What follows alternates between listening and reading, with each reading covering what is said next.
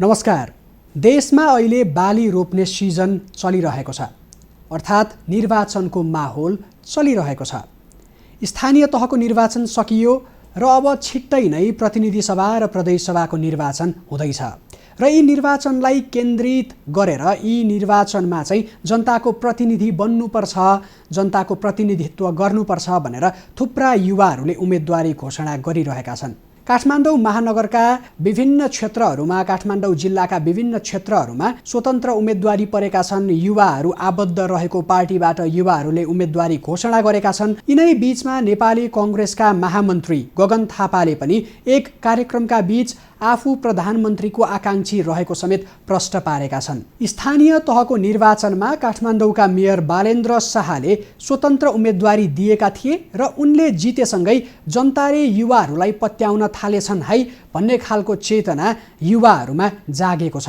युवाहरूले अब चाहिँ अगाडि बढ्नुपर्छ है भनेर विभिन्न ठाउँमा उम्मेदवारी दिइरहेका छन् र विभिन्न ठाउँमा जनताको प्रतिनिधित्व गर्नको लागि लालाहित देखिएका छन्, जनप्रतिनिधि बन्नको लागि आकाङ्क्षी देखिएका छन्। एकातिर युवाहरू जनप्रतिनिधि बन्नको लागि आकाङ्क्षी देखिरहँदा अर्कोतर्फ जनताहरूमा पनि एउटा छुट्टै किसिमको चेतना विकास भएको छ। काठमाडौँमा बालेन्द्र शाहले जित्नुले नै सँगसँगै धरानमा पनि स्वतन्त्र उम्मेदवारले जित्नुले एक हिसाबको जनतामा भएको एउटा क्रोध अथवा जनतामा भएको एउटा फ्रस्ट्रेसन जुन छ त्यसले चाहिँ काम गरेको छ। अब चाहिँ जनताहरू सचेत भएका छन्, जनताहरूले परिवर्तन चाहेका छन् र उनीहरूले कम्पिटेन्ट अर्थात् क्षमतावान प्रतिनिधिलाई छान्नको लागि उनीहरू लालाहित भएका छन् है भनेर जनताहरूको एउटा मत के हुने भनेर पनि स्पष्ट देखाएको छ। यिनै बीचमा प्रतिनिधि सभा र प्रदेश सभाको लागि पनि थुप्रो युवाहरूको उम्मेदवारी परिरहँदा एउटा आशा देखिएको छ, एउटा भरोसा देखिएको छ।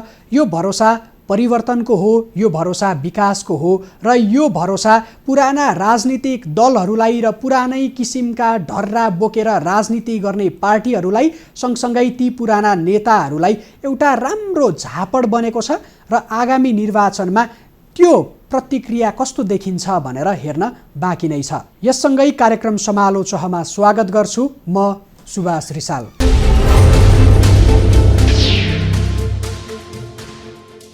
प्रतिनिधि सभाको निर्वाचन नजिकै गर्दा विभिन्न क्षेत्रमा उम्मेदवारीहरू घोषणा भइरहेका छन्। यस्तै प्रतिनिधि सभा निर्वाचनका लागि उम्मेदवारीहरू घोषणा भइरहेकै क्रममा काठमाडौँ क्षेत्र नम्बर 9बाट उम्मेदवारी दिनको लागि तयार रहनु भएको छ अधिवक्ता, नेता एवं पत्रकार राजेन्द्र पाठक। आज हामी उनै पाठकसँग कार्यक्रम समालोचनामा गफगाफ गर्दैछौँ।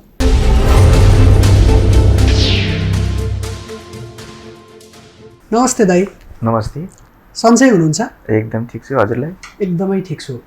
नेपाली कङ्ग्रेसमा आबद्ध हुनुभएको कति साल भयो? कहाँबाट त्यो आबद्धता सुरु भयो र आजको दिनसम्म आइपुग्दाखेरि त्यो यात्रा चाहिँ कस्तो रह्यो? एकदमै छोटकरीमा भन्नु न। म तपाईँको प्रश्नको लागि धन्यवाद।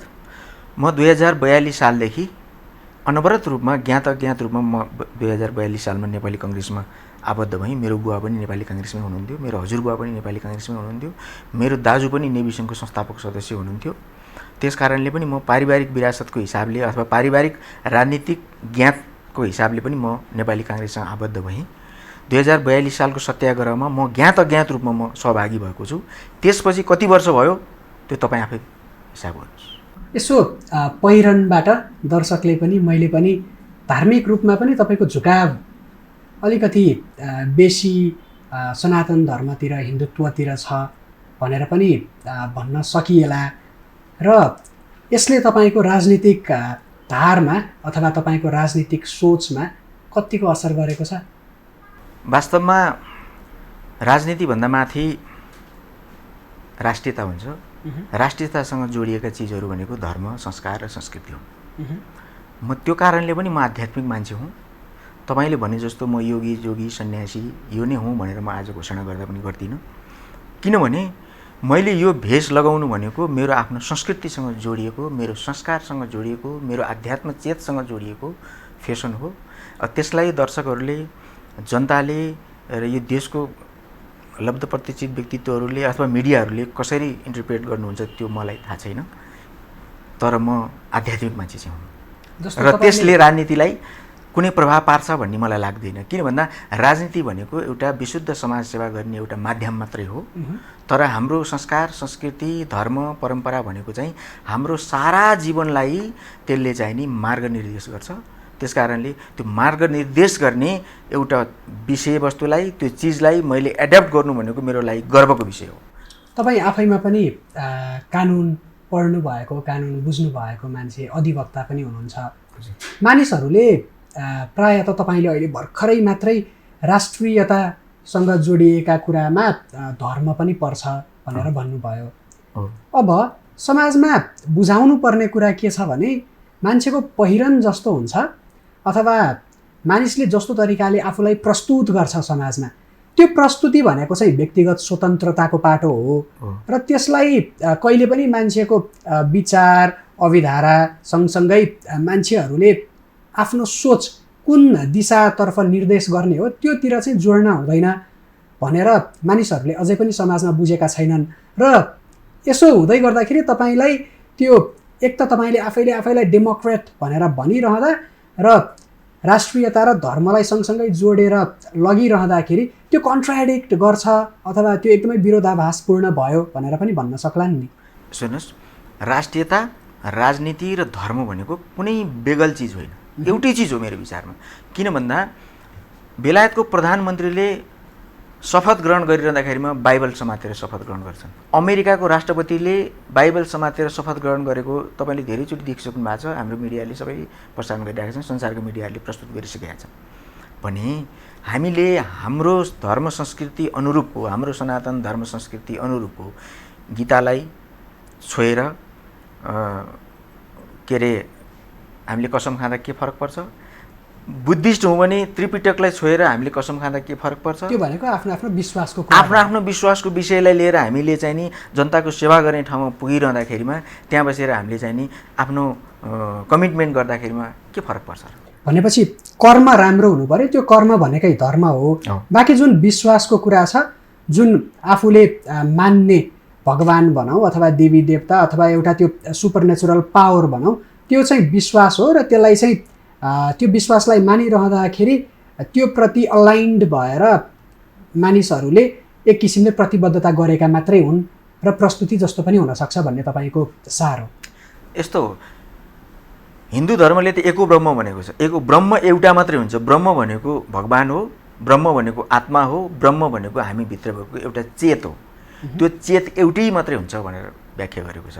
त्यही चेतलाई सुझबुझ गर्ने उपायहरू मात्रै हुन्, विभिन्न धर्मका विषयहरू सुझबुझ गर्ने उपायहरू मात्रै हुन्। त्यसकारणले हामी हाम्रो देशमा अधिकतम जनताहरू, अधिकतम मान्छेहरू यो हिन्दू साम्राज्य हो, हिन्दू धर्मका मान्छेहरू यहाँ अधिकांश छन्। र यसो भन्दैमा हिन्दू धर्मले मात्रै यहाँ सबै कुरा गर्न पाउनुपर्छ भन्ने कुरा होइन। अरू धर्मले हिन्दू धर्मको संरक्षकत्वमा बसेर विभिन्न आफ्ना क्रियाकलाप गर्न सक्छन् र त्यो स्वतन्त्रता उहाँहरूलाई छ प्रशस्तै। योभन्दा अगाडि पनि पाइराखेका हो, अब पनि पाउनुहुन्छ। र यो भनेको हाम्रो एउटा पहिचान हो, एउटा राष्ट्रिय पहिचान हो। यो तपाईँको विचार मात्रै जान्न खोजेको, थोरै विषयवस्तुतर्फ प्रवेश गर्दै गर्दा तपाईँले प्रतिनिधि सभा निर्वाचनमा उम्मेदवारी दिन्छु भनेर भनिरहँदाखेरि तपाईँको उम्मेदवारी कुनै पार्टीसँग आबद्ध रहेर हुन्छ या स्वतन्त्र रूपमा हुन्छ या कसरी अगाडि बढ्नुहुन्छ, यसको बारेमा प्रश्न बताउनुहोस् न। मेरो तपाईँलाई सठिक यसको उत्तर खोज्नुहुन्छ भने मेरो जनतासँग आबद्ध भएर मेरो उम्मेदवारी हुन्छ। मेरो कुनै दल अथवा म स्वतन्त्र अथवा अरू कुनै पार्टीसँग बसेर भन्दा पनि मेरो जनतासँग आबद्धता भएर मेरो उम्मेदवारी हुन्छ। म तपाईँको एकदम प्रख्यात टेलिभिजन नेटवर्कबाट म तपाईँलाई, जनतालाई म के भन्न चाहन्छु भने, मेरा दाजुभाइ दिदीबहिनीहरू, मेरा भोटरहरू, मेरा जनताहरूलाई म के भन्न चाहन्छु भने, यदि म स्वतन्त्र उठेर या कुनै दल विशेषबाट उठेर म तपाईँहरूको प्रतिनिधित्व गर्न सक्छु र तपाईँहरूका दैनन्दिन विषयमा म चाहिँ नि संसदमा चर्चा गर्न सक्छु भन्ने लाग्यो भने तपाईँहरूले जे आदेश दिनुहुन्छ, जे सुझाव दिनुहुन्छ, म त्यही सुझावलाई मानेर त्यही हिसाबले म आफ्नो प्रतिनिधित्व खडा गर्न चाहन्छु। तपाईँ जुन पार्टीमा आबद्ध हुनुहुन्छ त्यो पार्टीले तपाईँलाई प्रतिनिधि सभाको टिकट दियो भने तपाईँ पार्टीबाट उठ्नुहुन्छ? अब त्यो चाहिँ पछि सोच्ने कुरा हो।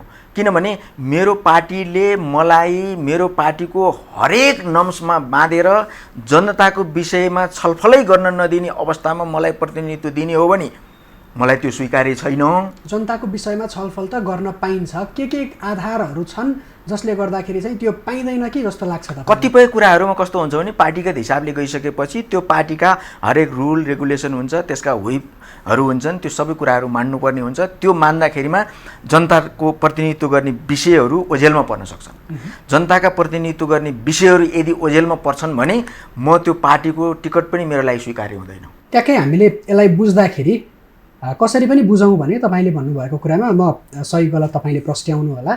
भनेपछि पार्टीहरूले व्हिप जारी गर्दाखेरि अथवा पार्टीगत निर्णय गर्दाखेरि यस्ता निर्णयहरू हुन्छन् जुन जनताको विरुद्धमा हुन्छन्, हुन सक्छन्, अनि उनीहरूले भइ पनि राखेका छन्, त्यसलाई संसदमा अगाडि बढाउँछन्, भइ पनि राखेका छन्। र सबैले त्यसलाई सदर गर्छन्, जनता मारमा परिरहन्छन्, सदन चलिरहन्छ। जस्तो म यसको उदाहरण के दिन्छु भनेदेखि संविधान सभामा जुन जनताको मत भनेर जनताको मत कलेक्सन गरियो नि, त्यो जनताको मतलाई यदि संविधान सभामा प्रस्तुत गरेको भए आजको संविधानको डिजाइन यस्तै हुन्थ्यो?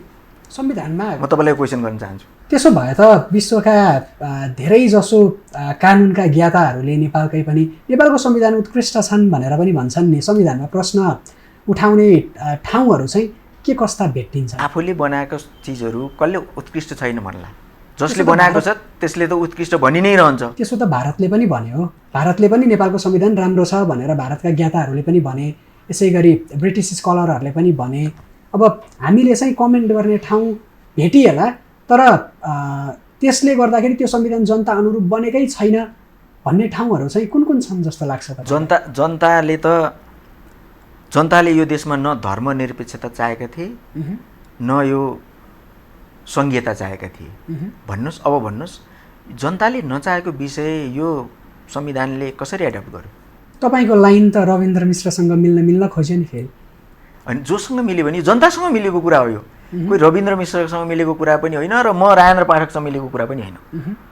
यो जनतासँग मिलेको कुरो, यो साँच्चीकै जनताको गुनासो हो।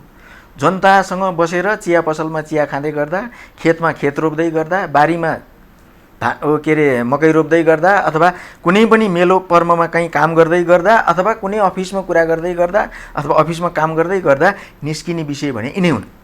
त्यसो भएर यो जनबोली हो, जनताको बोली हो, जनताको चाहना हो। साँच्चीकै यदि संहिताले यो देश विकास हुन्थ्यो भने त हामीले 601 जना सांसद भए भनेर हामीले संसदमा त्यत्रो विरोध गऱ्यौँ, जनताले त्यत्रो विरोध गरे।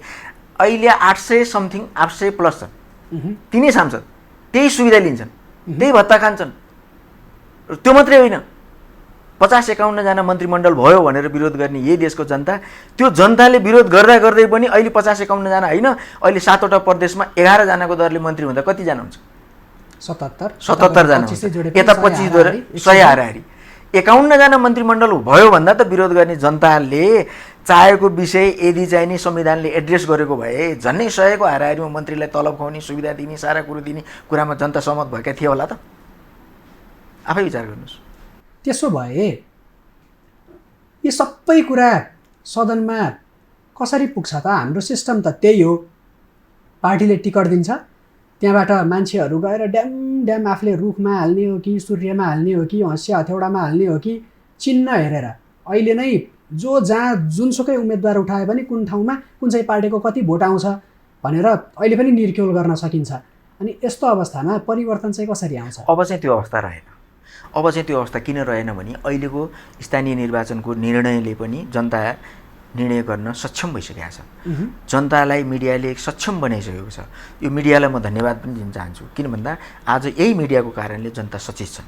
चाहे त्यो पर्सनल मिडिया होस्, फेसबुक होस्, ट्विटर होस्, अरू कुनै मिडिया होस्, या त तपाईँहरूले चलाएको जस्तो एउटा सङ्गठनात्मक मिडिया होस्, त्यो मिडियाहरूकै कारणले आज जनता सचेत भएका छन्, पूर्ण रूपमा सचेत भएका छन्। र त्यसको परिणाम नै स्थानीय निर्वाचनबाट आएको परिणाम हो। जनता पूर्ण रूपमा सचेत छन्। अब जनतालाई कसैले मेरो पार्टीको क्याडर हो, मेरो पार्टीको कार्यकर्ता हो, मेरो पार्टीको भोटर हो, मेरो सदस्य हो भनेर त्यो मेरो जनता भनेर कहीँ रोकिनेवाला छैन। जनता साँच्चीकै जनता हो, जनता जनार्दन हो। त्यस कारणले अब जनताले जे चाहन्छन् त्यही हुन्छ। जनताले यदि चाहन्छन् भने यो संविधान परिवर्तन हुन्छ, यो संविधानका हरेक धाराहरू परिवर्तनीय छन्। यदि जनताको साँच्चीकै हित हुन्थ्यो भने, यो संविधानबाट हित हुन्थ्यो भने यो संविधान उत्कृष्ट होला तपाईँले भने जस्तै, अथवा कुनै देशले भने जस्तै संविधान उत्कृष्ट यदि थियो भने जनताको फन्डामेन्टल राइट्स भनेर नेपालको संविधानले भाग 3 को धारा 16 देखि 48 सम्म तय गरेको छ हैन त।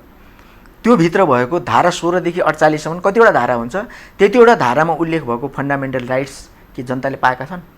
जनताले शिक्षाको सुविधा पाएका छन्, स्वास्थ्यको सुविधा पाएका छन्, घाँस बाँस कपासको सुविधा पाएका छन्, रोजगारको सुविधा पाएका छन्, सुरक्षाको सुविधा पाएका छन्, न्यायको सुविधा पाएका छन्। जनताले कसले पाएका छन्? जोसँग सम्पत्ति छ, जोसँग शक्ति छ, जो पहुँचमा छ, त्यसले बाहेक कसैले पाएको छ यी चिजहरू? महसुस गर्नुभएको छ? तपाईँ पनि एउटा युवा हुनुहुन्छ, तपाईँले महसुस गर्नुभएको छ? त्यसो भए पार्टीहरूले त्यो पुरा गर्दैनन् भन्ने ट्याक्कै थाहा भइसके पछाडि तपाईँ अब त्यो पार्टी प्रणालीबाट बाहिरिनु भएको हो। पार्टीको सिस्टममा जुन तपाईँ बसिरहनु भएको थियो त्यहाँबाट तपाईँ बाहिरिनु भएको। पार्टी सिस्टममा पार्टीबाट बाहिरिने अवस्था कसैको पनि रहँदैन। यो पार्टी सिस्टम हो। पार्टी सिस्टममा पार्टीभित्र रहे तापनि यी सबै कुराहरू उठान गर्न पाउनुपर्छ। यदि लोकतन्त्र साँच्चीकै लोकतन्त्र प्रजातन्त्र हो भने पार्टीभित्र पनि त्यही खालको लोकतन्त्र र प्रजातन्त्र हुनुपर्छ र त्यो जनतासँग आबद्ध हुनुपर्छ। ती चिजहरू जनताका हरेक दिनचर्यासँग जोडिएको हुनुपर्छ। त्यो चिजहरू संसदमा बहस गर्दाखेरिमा, पैरवी गर्दाखेरिमा ती चिजहरूलाई लिएर बहस पैरवी हुनुपर्छ। त्यो बहस पैरवी गर्ने लेभलको त्यहाँ संसदहरू हुनुपर्छन्, जनप्रतिनिधिहरू हुनुपर्छ। त्यो बहस पैरवी नै गर्न नसक्ने खालको जनप्रतिनिधि लाने समानुपातिक पद्धति यो संविधानले अङ्गीकार गरेको छ।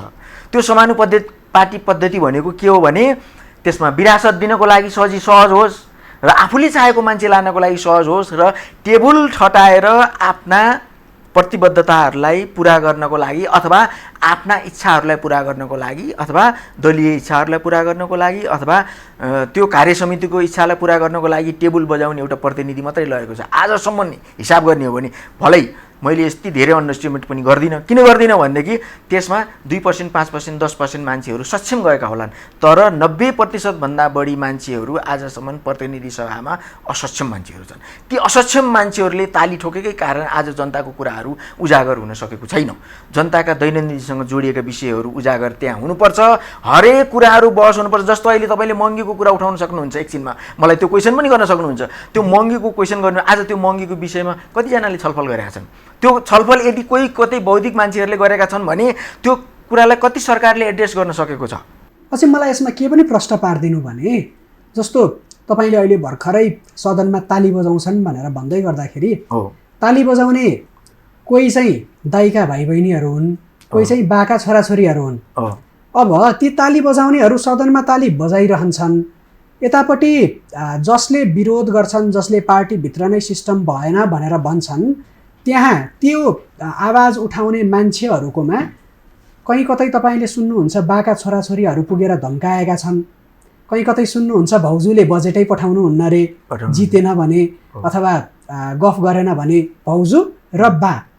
अब यो भाउजू र बाको विरोधमा तपाईँ लाग्दै गर्दाखेरि अथवा तपाईँहरू जस्ता युवाहरू लाग्दै गर्दाखेरि त्यो सङ्घर्ष एक त कतिको सहज हुन्छ र त्यो सङ्घर्षको परिणाम आजसम्म पनि नदेखिनुको कारण चाहिँ के हो? तपाईँले गरेको क्वेसनसँग म एकदम सहमत छु। किनभने तपाईँले भाउजू र बा भन्दै गर्दाखेरिमा तपाईँले सङ्केत गर्न खोज्नुभएको कुरा हाम्रो नेपालको अहिलेको हालको फर्स्ट लेडीलाई भन्न खोज्नुभएको हो भन्ने मलाई लागेको छ। अवश्य पनि हो। नामै लिएर भन्दा फर्स्ट लेडी र केपी शर्मा ओली जस्तो उहाँले अहिले मलाई पनि लज्जा महसुस हुन्छ, मलाई यही टेलिभिजनमा बोल्दा पनि लज्जा महसुस भइरहेको छ। तपाईँले मेरो अनुहार हेर्न सक्नुहुन्छ, पढ्न सक्नुहुन्छ। किनभने यदि उहाँको दललाई भोट दिएन भने म तपाईँको क्षेत्रमा, तपाईँको स्थानीय क्षेत्रमा म बजेट पठाउँदिनँ भनेर तपाईँहरूकै मिडिया मार्फत उहाँले बोल्नुभएको छ।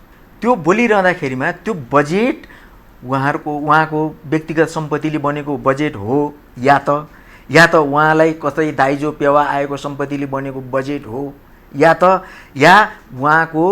उहाँले नै कसैमाथि दया गरेर, जनतामाथि दया गरेर दिन लाग्नु भएको भिख हो। यदि त्यो हो भने उहाँले उहाँको इच्छाअनुसार जे पनि गर्न सक्नुहुन्छ। यदि होइन, त्यो जनताको ट्याक्सबाट उठेको, जनताको रगत पसिनाबाट बनेको बजेट हो भने उहाँले के आधारमा उहाँले रोक्न सक्नुहुन्छ? किन रोक्नुहुन्छ उहाँले? नेपालमा त्यसपछि तपाईँ लोकतन्त्र छ भनेर महसुस गर्न सक्नुहुन्छ? तपाईँ यसैलाई संविधान, उत्कृष्ट संविधान भन्नुहुन्छ? यस्तै कुराहरू बोल्नलाई यो संविधानले छुट दिएको हो? यही हो। संविधानका धाराहरू आफ्नो ठाउँमा भए त्यसलाई पालना गर्ने नगर्ने अर्को कुरा भयो। संविधानलाई यदि एट्याक गरिहाल्नु भन्दा नि मेरो कुरा चाहिँ त्यो पार्टीभित्रको सङ्घर्ष किन त्यति कमजोर भन्न मात्रै खोजेको। त्यही त मैले भन्दैछु तपाईँलाई, यो संविधानले उहाँलाई कस्तो खालको अधिकार दिएको छ, एब्सोल्युट अधिकार दिएको छ कि उहाँले बोलेको कुराहरू त शेरबहादुर देउवा स्वयंले पनि लागू गर्न सक्नुहुन्न। त उहाँले कसरी लागू गर्नुहुन्छ? उहाँले त्यो म्यान्डेट कहाँबाट पाउनुभयो? यही निकृष्ट संविधानले उहाँलाई छुट दिएको छ। यदि होइन थियो भनेदेखि उहाँको जिब्रोमा बल्छी लाग्नु पर्थ्यो, उहाँलाई कानुनले ठिक लगाउनु पर्थ्यो, उहाँलाई त्यो संविधानले पक्रिनु पर्थ्यो, विधानले पक्रिनु पर्थ्यो। उहाँका कार्यकर्ताले मात्र किन? उहाँका कार्यकर्ता त उहाँको आशमा होलान्, उहाँले केही दिनुहुन्छ कि पाउँछु कि भन्ने आशमा होलान् र बोल्न सकेनन्। उहाँको भयो, बोल्ने स्वतन्त्रता चाहिँ उहाँको भयो। अब त्यो बोल्ने स्वतन्त्रतामा पनि अङ्कुश लागेका कुराहरू त संविधानको धारा 17मा तलपट्टि क्लज नै दिएको छ, प्रोभाइजो नै दिएको छ। अब त्यति दिँदै गर्दाखेरि पनि कोही व्यक्तिले चाहिँ यो चाहिँ लोकतन्त्रको विरुद्धमा भयो है भनेर कानुनलाई गुहार्न जाँदैन भने त कसरी सम्भव हुन्छ होला र? पहिला कुरा, कानुन भनेको व्यवहारिक हुनुपर्छ। कानुन व्यवहारिक भएन भने त्यो कानुन कहिल्यै लागू हुन सक्दैन। हाम्रो कानुन व्यवहारिक पनि छैन। कतिपय अवस्थामा राम्रा कुराहरू होलान्, त्यसभित्र कपी पेस्ट भएका कुराहरू पनि होलान्।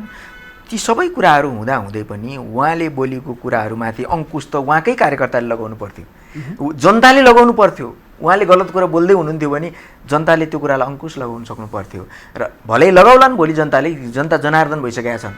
अब जनता कसैका कार्यकर्ता मात्रै होइनन् र कसैले खटाएको खाने र कसैले खटाएको लगाउने र कसैले खटाएको ठाउँमा उभिने कुनै एउटा त्यो अमोक चिज होइन जनता भनेको। जनता भनेको जनार्दन हो। वास्तवमै जनताले अब त्यही कुराको लागि अब आउने निर्वाचनमा त्यो परिणाम पस्कनेछन् जनताले। अर्को एउटा मूल प्रश्न के हो भने ल भोलिको दिनमा यो पार्टीको प्रणाली सुदृढ भएन, सुध्रिएन, तपाईँले भने जसरी तपाईँले उम्मेदवारी पार्टीबाट दिन पाउनु भएन भने तपाईँ उठ्ने बाटो स्वतन्त्र हो? अभियसली म त्यही त जनतासँग म चाहिँ सुझाव सल्लाह माग्दैछु तपाईँको मिडिया मार्फत कि जनताले मलाई जुन लेभलबाट तँ उठिस् भने म तँलाई चाहिँ समर्थन गर्छु र तैँले हाम्रो प्रतिनिधित्व गर्न सक्छस् भनेर जनताले भन्नुहुन्छ भने होइन, म त्यही माध्यमबाट त्यसै गरी नै उभिन र उठ्न तयार छु। अब इन्डिपेन्डेन्ट स्वतन्त्र भन्ने बित्तिकै त्यो इन्डिपेन्डेन्स फ्रम पोलिटिकल आइडियोलोजी, त्यो इन्डिपेन्डेन्स फ्रम पोलिटिकल पार्टी, कुनै पनि राजनीतिक पार्टी र राजनीतिक विचारधारा भन्दा बाहेक रहेर स्वतन्त्र रूपमा नागरिक रहने भनेर हामी स्वतन्त्र बुझ्छौँ। तर यहाँ त कस्तो भइदियो भने स्वतन्त्र जम्मा गरेर पार्टी नै खोल्छु भनेर चर्चित सञ्चारकर्मी नै स्वतन्त्र पार्टी खोलेर हिँड्नु भयो।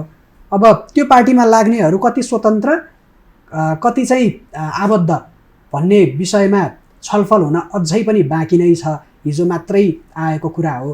अब हामीले अर्को बुझ्नुपर्ने कुरा भनेको चाहिँ त्यो स्वतन्त्रता अथवा स्वतन्त्र पार्टी भनेर खोलिरहँदा एकातिर स्वतन्त्र उम्मेदवारहरू आइरहँदाखेरि पार्टी नै सुदृढ भएर भोलिको दिनमा बहुमत ल्यायो भने त ठिकै छ।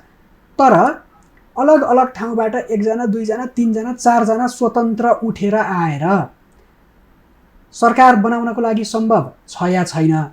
तपाईँहरूको भोइस मेजोरिटीले सुन्छ कि सुन्दैन? तपाईँहरू माइनोरिटीमा पनि एकदमै न्यून सङ्ख्यामा हुनुभयो भने सदनभित्र रहेको र नरहेको फरक के हुन्छ? सदनभित्र भनेको यस्तो सेन्सिटिभ ठाउँ हो, त्यो यति सूक्ष्म ढङ्गले त्यहाँको कुराहरूलाई बुझिनुपर्छ कि एकजनाले प्ले कार्ड बोकेर बस्यो भने पनि त्यो प्ले कार्ड बोक्नेको कुरालाई एड्रेस हुनुपर्छ भन्ने हाम्रो डेमोक्रेसीले त्यो मान्यता दिएको छ। त्यस्तो त भएको त छैन नि त। नहुनु आफ्नो ठाउँमा छ, तर हामीले विषय उठान गरिसकेपछि त्यो विषयलाई जनताले जज गर्छन्। भोलि त्यो जनताले जज गरेको विषय यदि आवश्यकता पर्यो भने फेरि अर्को निर्वाचनमा जनताले बहुमत सदस्यहरूलाई चुनाव जिताएर उहाँहरू पठाउने उहाँहरूलाई अधिकार छ। त्यसकारणले हामी डेमोक्रेसीभित्र छौँ। त्यो डेमोक्रेसीभित्रको अभ्यास चाहिँ नन डेमोक्रेटिक भएको मात्रै हो। त्यसकारणले हामीले यो डेमोक्रेसीभित्र बसेर त्यो कुरा अभ्यासलाई बिस्तारै परिवर्तन गरेर त्यो व्यस्त बनाउन सक्छौँ। स्वतन्त्र पार्टी भनेर खोलिरहँदा त्यसमा पनि तपाईँको ओपिनियन सुनाउन। स्वतन्त्र पार्टी भनेर खोलिरहँदा अब त्यहाँ आबद्ध हुनेहरू त पोलिटिकल पार्टीमा अलाइन्ड भएका हुन्, पोलिटिकल पार्टीमा आबद्ध भएका हुन्। उनीहरूभित्र आफै स्वतन्त्र भनेर अब भन्न मिल्छ त? त्यो त एउटा सङ्गठनको नाम उहाँले स्वतन्त्र भनेर राख्नुभयो, उहाँलाई अधिकार छ त्यो कुराको होइन। भोलि चाहिँ निर्वाचन आयोगले उहाँलाई के कस्तो हिसाबले हेर्छ त्यो हामीलाई थाहा भन्ने कुरा पनि भएन। इन्डिपेन्डेन्ट क्यान्डिडेट त होइन नि त। अब उहाँहरूको दल नै स्वतन्त्र हो। तर अहिले हामीले कुरा गरिरहेको विषय चाहिँ त्यो दल स्वतन्त्र होइन, दलभन्दा बाहिरको स्वतन्त्र हो। त्यो विषयमा अहिले हामी छलफल गरिरहेका छौँ, मलाई त्यस्तो लाग्छ। जस्तो दलभन्दा बाहिरको स्वतन्त्र भनेर हामीले भनिरहँदाखेरि स्वतन्त्र जति पनि छन् ती स्वतन्त्रहरू सबैलाई नै यही पार्टीमा आउनु, यही पार्टीबाट चुनाव लड्नु भनेर उहाँहरूले आह्वान गरिरहँदाखेरि अब चुनाव लड्न केही मान्छेहरू गइहाल्यो भने उनीहरू त स्वतन्त्र उम्मेदवार भएनन् नि त, दलकै उम्मेदवार। त्यो स्वतन्त्र नामको पार्टीका उम्मेदवारहरू भए, स्वतन्त्र नामको दलको उम्मेदवार भए, ती चाहिँ यदि कोही जान्छ भने, अब जाँदैन होइन बाहिरबाटै उठ्छ भनेदेखि त्यो चाहिँ साँच्चीकै स्वतन्त्र भए मेरो विचारमा। र अब पार्टीगत सिस्टममै छौँ हामी अहिले, पार्टीगत सिस्टम र स्वतन्त्र बिचको त्यो डिफ्रेन्सहरू के हुन्छ भनेर कुरा गरिरहेछौँ। पार्टी सिस्टममा छौँ, स्वतन्त्र उम्मेदवारी जाँदै गर्दाखेरि जनताले जज गर्छ भनेर भन्दै गर्दाखेरि अर्को 5 वर्ष फेरि तिनै पार्टीहरूलाई देश सम्हाल्न दिनु भनेको त ढिला हुँदैन र? 5 वर्षसम्म अझै पनि यस्तै प्रवृत्ति चलिरह्यो भने? ढिला त हुँदैन होइन, भइसकेको छ। ढिला धेरै ढिला भइसकेको छ। तपाईँहरू जस्तो पत्रकारहरूले यस्तै किसिमको बहस पैरवी चलाइदिइराख्नुभयो भने, विभिन्न मान्छेहरूलाई बोलाएर विभिन्न त्यही किसिमका विचारधारा राख्ने मान्छेहरूलाई बहस पैरवी चलाइदिइराख्नुभयो भने त्यो छिटै जनताको मानसिकतामा घुस्छ र आउने चुनावमै त्यसले परिणाम हासिल गर्छ। यदि त्यस्तो किसिमको बहस पैरवी गर्नु भएन, तपाईँहरू पनि दलकै मान्छेलाई मात्रै ल्याएर बहस पैरवी गराउन थाल्नुभयो भने त्यो दलीय बहस पैरवी मात्रै हुनेछ। त्यस कारणले तपाईँले पनि आजबाट तपाईँहरू जस्तो मिडियाले पनि एउटा कमिटमेन्ट के गर्नु पर्यो भनेदेखि हामी पनि यो देश परिवर्तन होस्, समाज परिवर्तन होस्, यो व्यवस्था परिष्कृत हुँदै जाओस् र यसले जनउपयोगी काम गरोस् भन्ने चाहनुहुन्छ भने तपाईँहरूले बहस पैरवी पनि यही खालको बहस पैरवी चलाउनु पर्यो र त्यसपछिको परिणाम सहज आउन सक्छ। ढिलो त यसै पनि ढिलो भइसक्यो। पञ्चायतलाई कालरात्रि भन्नेहरू हिजो 30 वर्षको पञ्चायत 29 वर्ष 9 महिना लगभगको चाहिँ उसलाई पञ्चायतलाई चाहिँ कालरात्रि भन्नेहरूले आज उजाला दिन प्रस्तुत गर्न सकेका छन् लोकतन्त्रमा। हुन त म पनि त्यति बेला पञ्चायत विरोधी गतिविधिमा लागेको मान्छे हो। मैले पनि लोकतन्त्र प्रजातन्त्र चाहिन्छ भनेर लागेको मान्छे हो, कफन बाँधेर लागेको मान्छे हो। तर आज मेरो लोकतन्त्र, हाम्रो लोकतन्त्रले हामीलाई के परिणाम दिएको छ त? के दियो त परिणाम? आज हामीले यो उज्याला दिन भन्न सक्छौँ त यसलाई? यही हो त उज्याला दिन? पञ्चायतलाई कालरात्रि भन्नेहरूले के अरे राणालाई चाहिँ नि जहानिया भन्नेहरूले अहिले लोकतन्त्रभित्र के जहानिया तन्त्र दिएका छैनन्? जहानिया तन्त्र भनेको के हो? परिवारभित्र आफ्नो विरासत बुझाउने तन्त्रलाई जहानिया तन्त्र भनेको होइन? होइन? यदि त्यस्तो हो भने आज कुन दल चोखो छ? कुन वरिष्ठ नेताहरू चोखो छन्?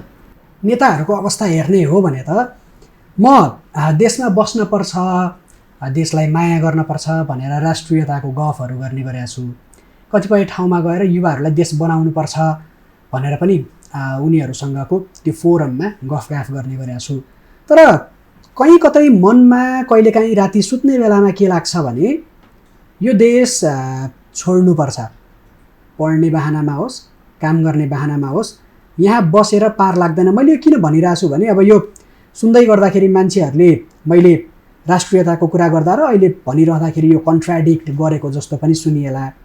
तर कहीँ कतै मनमा मलाई के लाग्छ भने मेरा दिदीबहिनीहरू, मेरो छोरी भोलिको दिनमा मेरो श्रीमती यो देशमा सुरक्षित छैनन्, मेरो आमा यो देशमा सुरक्षित हुनुहुन्न र म कहीँ कतै बाहिर दोस्रो दर्जाको नागरिक भएर बसेँ भने पनि त्यहाँ त्यो असुरक्षाका बिचमा केही घटना घट्यो भने पनि मैले न्याय पाउँछु। यो देशमा मैले न्याय पाउँदिनँ। यो देशमा पेट्रोलको दाम 1 वर्षमा 101 रुपैयाँ बढ्छ। अब त्यो 101 रुपैयाँ पेट्रोलको दाम बढेपछि गाडी भाडा, त्यो सँगै अब जीविकोपार्जनका लागि चाहिने अन्य कुराहरू, ग्यासको भाउ बढे पछाडि रेस्टुरेन्टहरूमा खानाको मूल्य बढ्छ। त्यो सँगसँगै अरू जति पनि कुराहरू छन् ती सबै ढुवानी खर्चहरू बढिसके पछाडि लत्ता कपडाको भाउहरू बढ्छन्। घाँसबास कपसमा पनि एक किसिमको महँगी छाइसकेको छ। त्यो सँगसँगै अर्कोपट्टि न न्याय छ, न पूर्वाधार राम्रो पाएका छौँ, न शिक्षा राम्रो पाएका छौँ र कहीँ कतै मनमा के लाग्छ भने मैले यो अवस्था भोग्दै गर्दाखेरि भोलिका दिनमा मेरा छोराछोरीले चाहिँ भोग्नु नपरोस् भन्ने त जो कोहीलाई पनि लाग्छ, मेरा आउने पुस्ताले भोग्नु नपरोस् भनेर लाग्छ। त्यो पुस्ताले नभोगुन् भन्नको लागि चाहिँ देशमा एउटा होप चाहिन्छ कि जस्तो लाग्छ मलाई। अब त्यो होपको कुरा गर्दै गर्दाखेरि मैले भन्न खोजेको के हो भने 1990 को दशकमा 1990s मा इन्डियामा जब कङ्ग्रेसबाट मान्छेहरू आजित भए, कहीँ कतै गुजरातमा नरेन्द्र मोदी आएको हल्लाले मान्छेहरूलाई एउटा होप दियो। अहिले नरेन्द्र मोदी प्रति मान्छेहरू थोरै त्यो वितृष्णा जाग्दै गर्दाखेरि पन्जाबमा दिल्लीबाट आएको आम आदमी पार्टीप्रति मान्छेहरूको होप छ। अनि त्यो आशाले चाहिँ मान्छेलाई कुनै पनि ठाउँमा बस्नको लागि, कुनै पनि ठाउँमा बाँच्नको लागि त्यो आशा भोलि राम्रो हुन्छ कि भन्ने आशा चाहिँ एउटा आधार हुँदो रहेछ, जुन चाहिँ मेरो देशमा मेरो हजुरबुवालाई पनि त्यो आशा थियो, पाउनु भएन। मेरो बुवाको पुस्ताले पनि पाउनु भएन, अहिले मैले पनि पाइराखेको छैन। र यस्तै चल्ने हो भने 10-15 वर्षको समयपछि जब मेरा छोराछोरी हुन्छन्, उनीहरूले पनि त्यो देख्छन् कि जस्तो चाहिँ मलाई लाग्दैन। अब यो अवस्थामा मैले यो देशबाट पलायन हुनुपर्ने अवस्था सिर्जना गर्नमा दोष कसको छ, यसलाई परिवर्तन कसरी गर्ने, र यसको उत्तरमा तपाईँले युवाहरू राजनीतिमा आउनुपर्छ भनेर पनि भन्नुहोला। अब म यो महँगीमा मेरो परिवार पाल्नको लागि काम गर्ने कि राजनीति गर्ने, यो दुईटा प्रश्नको निरूपण गरिदिनु भयो भने सजिलो हुन्थ्यो। म यो देशका युवाहरूलाई म एउटा कुरामा आह्वान गर्न चाहन्छु, तपाईँहरू आशा कहिले नमान्नुहोस्। किन भन्दा आशाले नै तपाईँहरूलाई गन्तव्यमा पुर्याउँछ भन्ने कुरो म विश्वस्त छु। म पनि कुनै बेला बेलायत गएर बेलायतमा बसेर आएको मान्छे हो। म मुलुक बनाउनुपर्छ र मुलुकै बन्यो भने मात्र हामी सबै सम्पन्न हुन्छौँ भन्ने कुरामा विश्वास गरेरै म नेपाल फर्केको मान्छे हो। तपाईँले भने जस्तै फ्रस्ट्रेसन मलाई पनि नआएको होइन, मलाई पनि त्यस्ता फ्रस्ट्रेसनहरू पटक पटक आएका हुन्। र त्यो फ्रस्ट्रेसनबाट उन्मुक्ति पाउनको लागि हामीले के गर्नुपर्छ भने आशालाई सधैँ जगाइराख्नुपर्छ। र त्यो आशा तपाईँहरूले भने भगवान्जीको आशा साँच्चीकै विश्वासमा परिणत हुँदैछ। अब त्यो विश्वासमा परिणत हुनको लागि तपाईँले भने जस्तो युवाहरू मात्रै राजनीतिमा गएर हुँदैन, युवा उमेरले युवा मात्रै भएर पनि हुँदैन, युवा हुँदैन।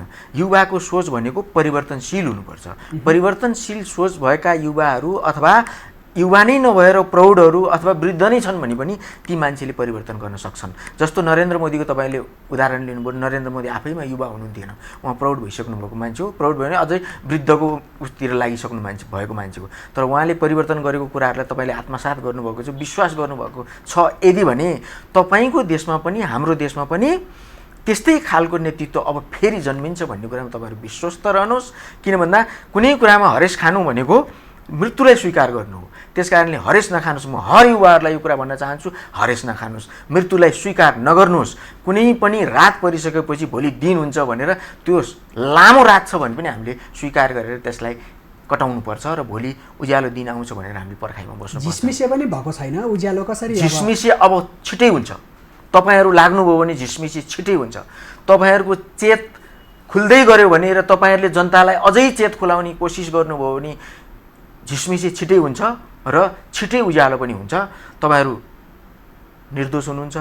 तपाईँहरूका कारणले आज यो देश यस्तो भएको पनि होइन र हाम्रा कारणले भएको पनि होइन।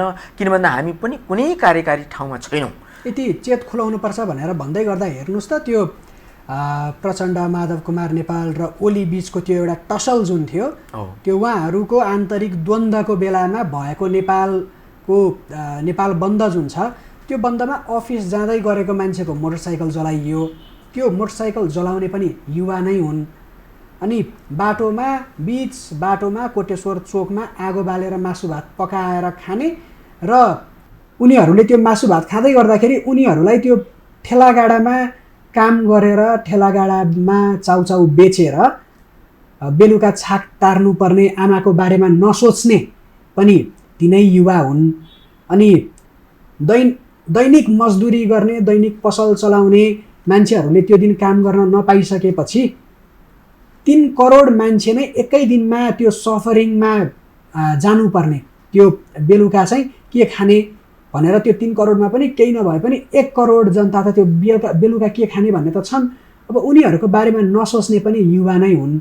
अनि यी युवाहरू जसलाई यी राजनीतिक दलहरूले कम्प्लिटली हिप्नोटाइजै गरेका छन् भनौँ, अझै ट्याक्कै मेडिकल भाषामा नभने त्यसलाई इन्डाइरेक्टली त हिप्नोटाइजै भन्दा पनि हुन्छ। त्यो हिसाबले भेडा बनाएका छन् भन्ने नै हो भने भेडा बनाएका छन्। अनि ती भेडाहरूका बिचमा हामी परिवर्तन कसरी गर्ने? तपाईँको अहिले भएको त्यो सोच नै जुन उज्यालो हुनुभन्दा अगाडि झिसमिसे हुन्छ, तपाईँले अहिले झिसमिसे बनाउँदै हुनुहुन्छ। अब तपाईँ छिटै उज्यालो हुन्छ भनेर बुझ्नुपर्छ। तपाईँको त्यो चेत नै अबको परिवर्तनको सम्वाहक बन्छ। तपाईँले त्यो युवाहरूलाई त्यो चेत विस्तार गर्नुपर्छ र ती युवाहरूले नै परिवर्तन गर्ने हो र तिनै भोलि परिवर्तित भएर आउने हो। हिजो पञ्चायतमा सबै पञ्च थिए, सबै पञ्च नेपाली, सबै नेपाली पञ्च थिए, तर 46 साल पछाडि सबै बहुदलवादी भए। तिनै मान्छेहरू हुन् र तिनै मान्छेहरूको सोच अहिले जुन विकसित भएर आयो, त्यति बेलाको पञ्चायतमा खाइपाइ आएका मान्छेहरू नै फेरि बहुदलमा पनि तिनै हाबी भए। ती हाबी भएको कारणले त्यो पुस्ताले गर्दाखेरिमा आजको यो दिन भोग्नु परिरहेको छ, युवाहरूले यो दिन भोगिरहनु परिरहेको छ। कुनै न कुनै ढङ्गबाट हिजो विरासत पाएका मान्छेहरू, हिजै त्यो संस्थामा बसेका मान्छेहरू, त्यो संस्थामा बसेर खाइपाइ आएका मान्छेहरू, राणाका संस्थामा बसेर, राजाका संस्थामा बसेर, पञ्चायतको संस्थामा बसेर खाइपाइ आएका मान्छेहरू नै आज सर्वेसर्व पोजिसनमा बसेका छन्। त्यो सर्वेसर्व पोजिसन नभए पनि यदि कोही होइनन् र थिएनन् भने पनि त्यही चेत र त्यही स्वभावका मान्छेहरू त्यहाँ बसेका छन्। त्यही कारणले मात्रै आजको स्थिति यो भइराखेको हो। त्यसैले त मैले अघि भन्दैछु, उज्याला दिन कसरी भन्न सक्छौँ त हामीले यो समयलाई भनेर। हाम्रो चेत खुल्नु भनेकै अब यिनीहरूको विनाश हुनु हो, यिनीहरूको अन्त्य हुनु हो, यिनीहरू सकिनु हो र नयाँ युवाहरू चाहिँ त्यो ठाउँमा आएर नयाँ परिवर्तनको सोच सम्वाहक भएर अगाडि बढ्ने अवस्था सिर्जना हुनु हो। त्यसैले अब म के भन्न चाहन्छु भने, युवाहरूलाई हरेस नखाइकन, गलत कुरा नसोचिकन, तपाईँहरूले चाहिँ नि विदेश गएर विदेशमै बसेर सबै कुराहरू ठिक गर्छु भनेर नसोचिकन स्वदेशमै बसेर सबै चिज ठिक गर्छु भनेर भन्ने दिन र त्यो दिन आउने दिन भइसकेको छ। त्यस कारणले म सम्पूर्ण युवाहरूलाई हरेस नखाइकन असल व्यक्तित्व, असल क्षमता भएको मान्छे र असल नियत भएको मान्छेलाई त्यो ठाउँमा पुर्याउनुहोस्, त्यो ठाउँले नै तपाईँहरूलाई परिवर्तन दिनेछ भन्ने म यो सन्देश दिन चाहन्छु। थोरै ती प्रतिनिधि सभाका मान्छेहरू जो चाहिँ अहिले चाहिँ प्रतिनिधित्व गर्दैछन्, ती सांसदहरूको पनि कुरा गरौँ न। नेपालमा सांसद भन्ने बित्तिकै विकासका एजेन्ट भएका छन्। सांसदको काम के हो, कर्तव्य के हो, गर्नुपर्ने के हो भन्ने कुरा थाहा छैन। संसदमा गएर निदाउने, अनि कहाँनेरि बाटो बन्यो र कहाँनेरि पुल बन्यो भनेर हेर्ने र इन्जिनियरले भने मुताबिक गरे त हुन्थ्यो, इन्जिनियरले यहाँबाट पुल बनाउन गाह्रो छ है भनेर भन्दै पनि यहीँबाट बनाऊ, हाम्रो बजेट यति नै छ, अथवा हामीलाई यो गर्दाखेरि फाइदा हुन्छ भनेर बाटो खन्न इन्जिनियरलाई सिकाउने, उपचार गर्न डक्टरलाई सिकाउने र विकासको योजनाहरू के कस्तो बनाउनुपर्छ भनेर त्यो पढे लेखेका कर्मचारीहरूलाई सिकाउने र आफू चाहिँ गर्नुपर्ने कर्तव्य गर्नुपर्ने संसदमा निदाउने, बाहिर चाहिँ दाई अथवा बा बनेर हिँड्नेहरूलाई हामी त्यो समाजमा देउता बनाइराखेका छौँ। हामी त्यस्ता व्यक्तिहरूलाई प्रतिनिधित्व गर्न दिइराखेका छौँ। अब यो अवस्थालाई परिवर्तन गर्न सांसदलाई विकासको एजेन्ट होइन, सांसद भनेको चाहिँ कानुन बनाउने हो, त्यहाँनेरि छलफल गर्ने हो, जनताका समस्या सदनमा लगेर सुल्झाउने हो भनेर कसले बुझाइदिने र यो बुझाउने प्रोसेस के हुन्छ र भोलिको दिनमा तपाईँ त्यो ठाउँमा पुग्नु भयो भने तपाईँले गर्ने कामहरू के हुन्छन्? तपाईँकै भाषामा टपक्क टिपेर देवता नै भन्ने हो भने मेरो विचारमा देवता भनेको जनता हो। जनता नै देवता हुन्। जनताले नै तिनीहरूलाई प्रतिनिधिको रूपमा त्यहाँ पुर्याएको हुन्। अब जनता सचेत भइसकेपछिको अवस्थामा ती देवता होइन रहेछन्, ती ढुङ्गा मात्रै रहेछन्, बगरका ढुङ्गा रहेछन्, हामीले बगरका ढुङ्गालाई टिपेर पूजा गरेका रहेछौँ भनेर जनतामा चेतना आइसकेको अवस्था छ। अब ती जनता जनार्दनले ती खालका देवताहरूलाई पुज्ने पनि छैनन्, तपाईँ विश्वास गर्नुहोस्, पुज्ने पनि छैनन् र अब जनता नै हामी नै रहेछौँ सर्वेसर्व, हामी नै रहेछौँ देवता भनेर सही मान्छेलाई त्यहाँ पुर्याउने दिन आइसकेको छ। त्यो दिनको पर्खाइमा तपाईँहरू रहनुहोस्। तपाईँहरूलाई म फेरि पनि विनम्र अनुरोध गर्दछु कि तपाईँहरूले यही खालको बहस पैरवीहरू अबको चुनावको दिनसम्म चलाइराख्नु भयो भने तपाईँले चाहेको जस्तो परिवर्तन यो देशमा आउँछ भन्ने कुरामा म विश्वस्त छु। तपाईँहरूका कारण र यो आम जनताको कारणले यो भएको होइन र यो गलत मानसिकता भएको मान्छेहरू त्यहाँ प्रवेश गरेका छन्। अहिले त तपाईँले भन्नुहुन्छ भने चुनावमा टिकट बेचिन्छ, पहिला चुनावमा टिकट किन्छ एउटा व्यापारी उद्योगपति पैसावालाले, त्यसपछि गएर जनता किन्छ है, जनता किनेर त्यसपछि प्रतिनिधित्व गर्छ, अनि प्रतिनिधित्व गरेर आइसकेपछि उसले के गर्छ, प्रतिनिधि सभामा बसेर व्यापार गर्छ। जस्तो संसद विकास कोष भनेको त्यही व्यापार गर्ने एउटा माध्यम हो। संसदले तपाईँले भनेकै जस्तो हो विधि बनाउने हो। त्यो विधिलाई उपयोग कसरी गर्न सकिन्छ, त्यो विधिको उपयोगिता यो हो भनेर व्याख्या गर्ने हो। र त्यो व्याख्या गरिसकेपछि त्यो सम्बन्धित निकायमा बुझाउने हो। त्यो सम्बन्धित निकायले चाहिँ त्यसलाई चाहिँ नि इम्प्लिमेन्ट गर्ने हो, लागू गर्ने हो।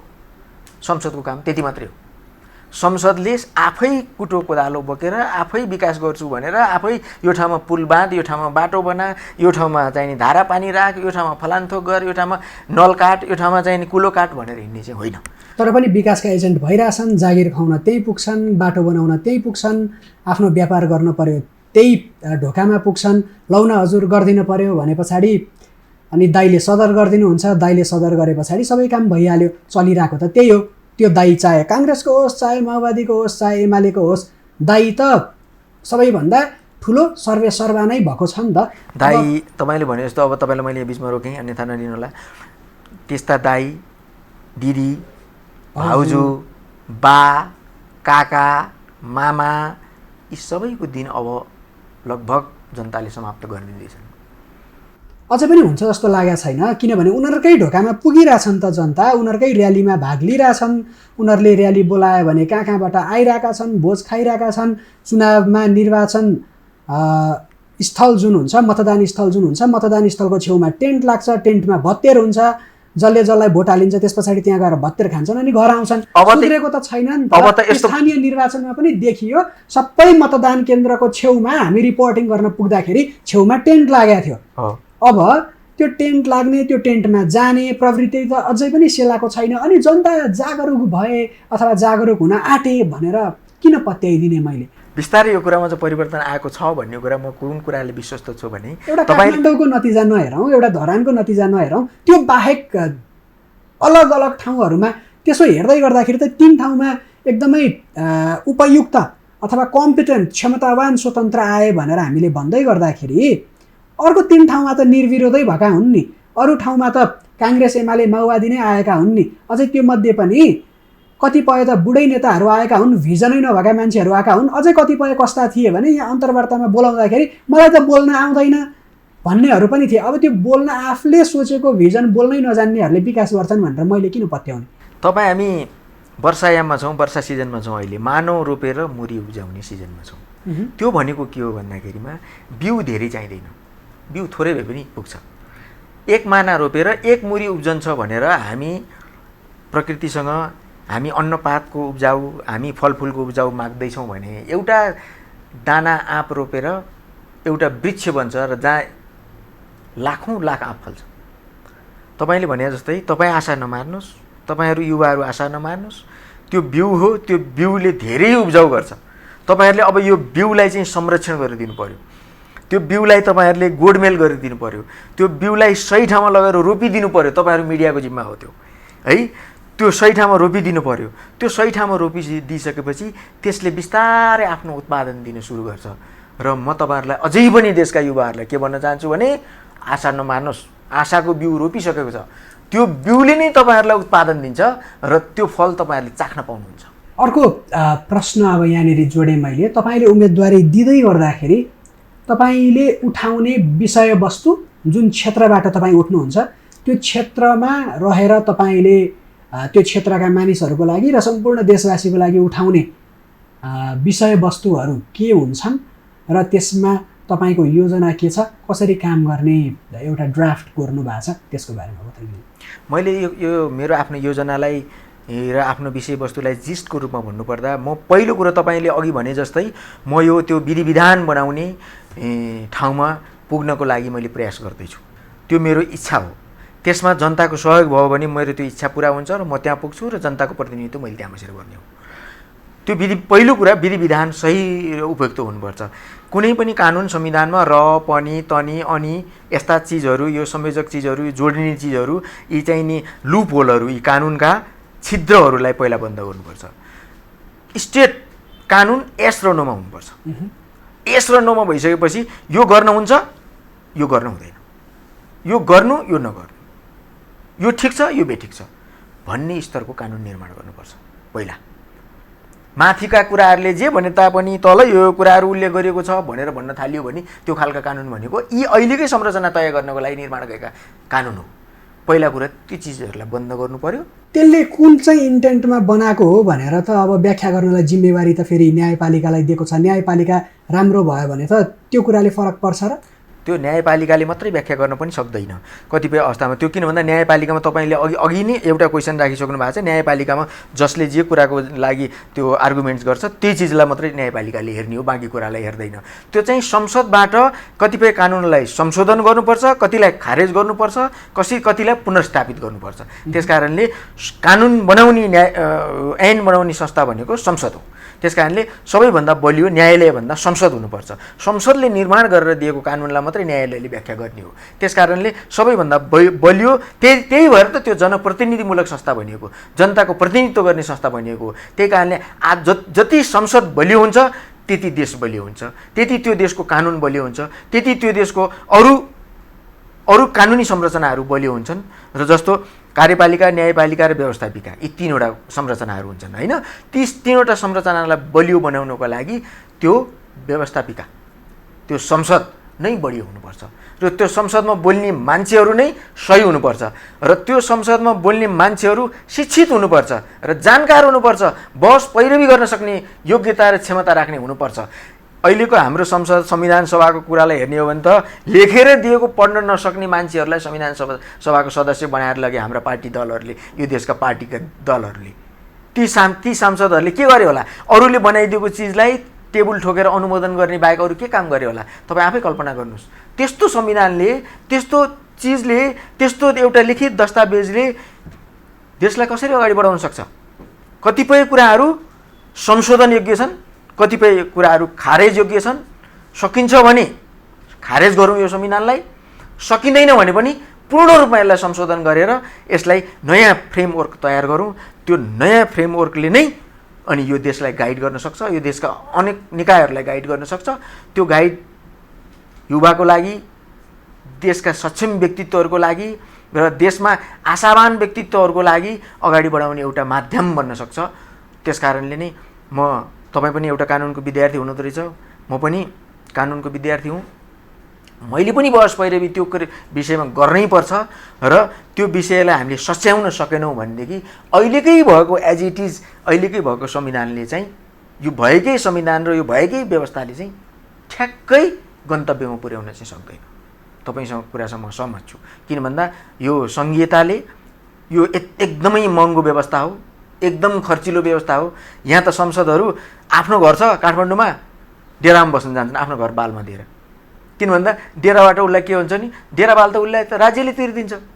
त्यो सुविधा लिनको लागि डेरामा बस्न गएको छ। मैले कति देखेको छु, कतिजना मैले चिनेकै मान्छेहरू पनि छ है। अब सङ्घीय सांसदमा त्यस्तै छन्, त्यो के अरे प्रदेशको सांसदमा त्यस्तै छन्, प्रदेशका मन्त्रीहरूको हिसाब त्यस्तै छ, सङ्घका मन्त्रीहरूको हिसाब त्यस्तै छ, सङ्घका विशिष्ट लेभलमा काम गर्ने संवैधानिक निकायमा काम गर्ने संवैधानिक प्रमुखहरू, सदस्यहरू, त्यो संवैधानिक निकायका सदस्यहरूको मानसिकता त्यस्तै छ। किन भन्दा राज्यले सुविधा दिइहाल्छ, हामी राज्यको सुविधा उपयोग गर्नुपर्छ भन्ने मान्यता मात्रै राखेका छन्। किन भन्दा हामीसँग घर छ भने हामी किन डेरामा बस्न जानु, किन राज्यको सुविधा त्यो भित्र लिनु, किन लिनु? हामीले त्यो राज्यको सुविधा जनताकै नाममा फिर्ता गरिदिए के फरक पर्छ होइन? जस्तो हामीसँग आफूसँग एउटा गाडी छ भने हामीले किन मन्त्रीको हैसियतले कुनै अर्को गाडी लिनु, संसदको हैसियतले अर्को राज्यको सुविधाको गाडी किन लिनु होइन? किन लिनु पर्यो? हामीलाई आखिर त्यो चढ्ने एउटा सवारी साधन त हो होइन? हामी बसमा गए पनि भयो, सार्वजनिक बसमा गए पनि भयो, अथवा आफ्नै सवारी साधन मोटरसाइकल, साइकल अथवा चाहिने गाडी जे छ त्यसैमा चढेर गए पनि भयो होइन? हामी साधारण जनता भएर काम गरिरहँदाखेरिमा त्यो राज्यले सुविधा नदिए पनि त हामी सवारी साधन चढिरहेछौँ त। हामी त्यसै गरी त्यहाँ पनि चढे के भयो? के भयो? हामीले 5 वर्ष 10 वर्ष देशको लागि, जनताको लागि एकदम भोलिन्टियरली सहयोग गरेर के फरक पर्छ? किन हामी त्यो काम गर्न सक्दैनौँ? त्यहाँ गइसकेपछि हामीलाई सम्पूर्ण सुविधाहरू किन चाहिन्छ? किन हामी त्यो मानसिकता नै हाम्रो सबैभन्दा गलत मानसिकता हो। त्यो मानसिकतालाई अझै बलियो बनाउनको लागि अहिलेको संविधानले सहयोग गरेको छ। त्यस कारणले नै मैले संविधानमाथि प्रहार गरिराखेको छु अहिले यति बेलासम्ममा। नत्र म संविधानको विरोधी होइन, म संविधानको विरोधी बन्न पनि चाहन्न। अन्त्यमा तपाईँले आफ्नो जो एक्सपेक्टेड मतदाताहरू हुनुहुन्छ काठमाडौँ क्षेत्र नम्बर 9बाट तपाईँले उम्मेदवारीको तयारी गर्दैछु भनेर भनिरहँदा उहाँहरूलाई तपाईँको प्रतिबद्धता र तपाईँको सन्देश के हुन्छ? मेरो प्रतिबद्धता होइन, मेरो प्रतिज्ञा हुन्छ उहाँहरूलाई। म तपाईहरूले चाहेको उम्मेदवार बन्न सकेँ भने तपाईँहरूकै सुझावमा म उम्मेदवार बन्ने हो।